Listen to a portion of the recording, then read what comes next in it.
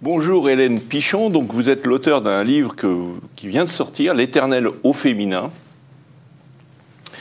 À l'intérieur de ce livre, il y a deux messages essentiels que vous voulez faire passer.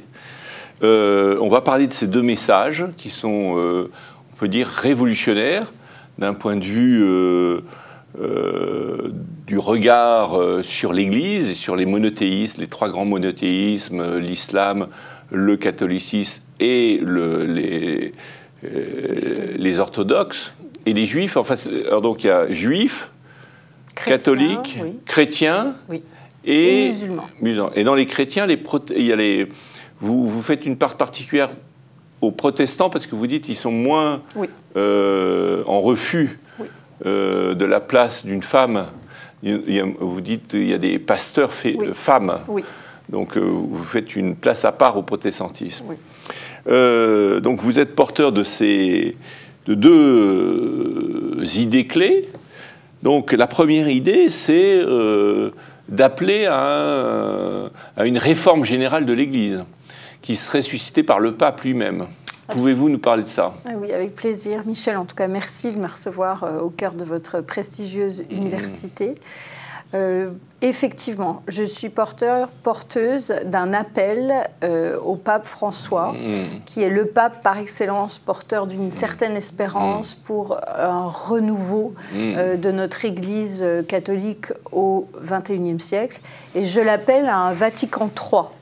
Un Vatican III qui mettrait autour de la table pas seulement des cardinaux, des prélats, des hommes consacrés, mais également des femmes, et pas seulement des femmes et des hommes consacrés, mais également des laïcs, des personnes qui représentent la société civile dans son sens un peu plus large du terme, et l'Église dans son sens le plus large du terme. Des chrétiens ou même des non-chrétiens? Absolument. Je pense que c'est très important de s'enrichir aussi du regard d'autres. Du regard d'autres. Et une fois encore, j'aime beaucoup ce titre d'un ouvrage de Monseigneur Desmond Tutu, prix Nobel de la paix, disant « Dieu n'est pas chrétien, Dieu n'est pas catholique ou protestant par extension, Dieu est amour. Qui dit amour dit bien sûr, et puis aussi rappelons que catholique signifie universel. Qui dit universel ne dit pas une chapelle refermée, repliée sur elle-même, qui vit dans une forme d'endogamie extrêmement mortifère. L'objet, c'est vraiment de redonner aux mots leur sens et de redonner à notre Église sa pleine vocation.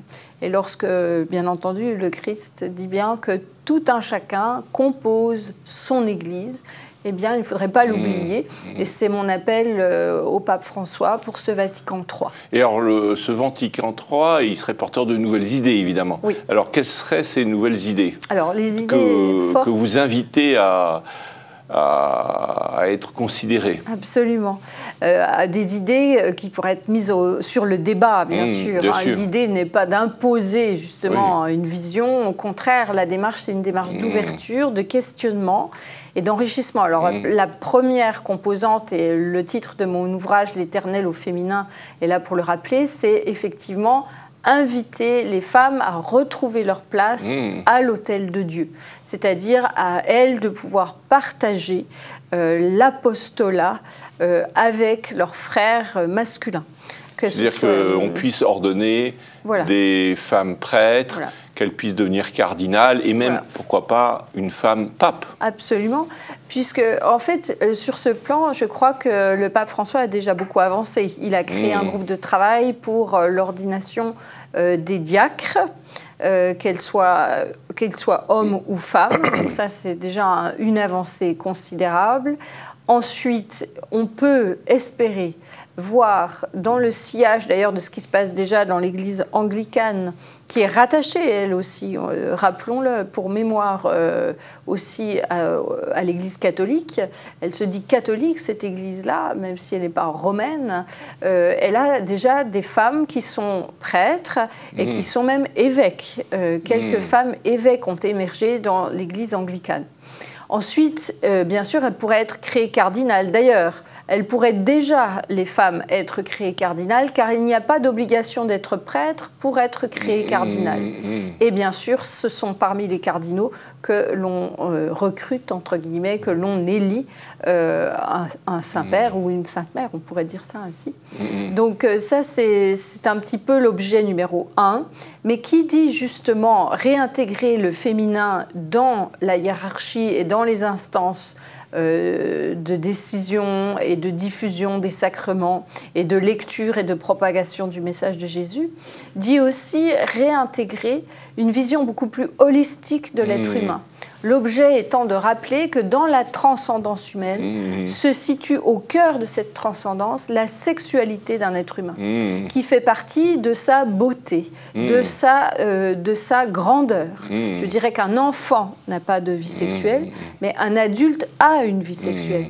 Une vie sexuelle qui ne se résume pas seulement à une procréation. Nous sommes aujourd'hui au XXIe siècle, et ce n'est pas parce qu'on rentre dans une église, ou d'ailleurs dans une synagogue, ou d'ailleurs dans une mosquée, que l'on va faire soudainement abstraction de tous les progrès de la science, de la médecine, de la psychologie, de la psychiatrie, etc. Or, aujourd'hui, dans notre Église catholique, nous sommes en train de prendre conscience qu'il y a énormément de souffrance dans notre clergé à ce niveau-ci. Nous avons énormément de drames intérieurs. Alors, ils ne sont pas plus fréquents aujourd'hui qu'hier, mais seulement aujourd'hui, la parole est libérée, pour reprendre d'ailleurs le nom d'une association qui a été créée en France pour les victimes d'abus de prêtres. Je rappellerai aussi pour mémoire qu'aux États-Unis, vous avez la même association qui s'appelle le SNAP, le Survivors of People Abused by Priests, qui a d'ailleurs donné après naissance à ce film Spotlight que d'aucuns ont pu voir, qui évoque aussi ce drame des personnes pratiquantes catholiques qui ont été victimes d'abus de prêtres, et ainsi de suite. Donc c'est d'ailleurs avec ces associations que j'ai lancé mon appel au Saint-Père, pour un Vatican III, en disant aujourd'hui, nous sommes adultes, nous ne voulons plus être dans le déni de la sexualité d'un être humain. Un être humain peut être appelé aux plus hautes fonctions sacerdotales et ministérielles au sein de notre Église, qu'il soit homme ou femme, et peut avoir pleine jouissance de son identité humaine en ayant une sexualité épanouie et vécue dans la liberté, c'est-à-dire dans la pleine conscience de ses droits et de ses devoirs. Et non pas se défausser en niant cette identité.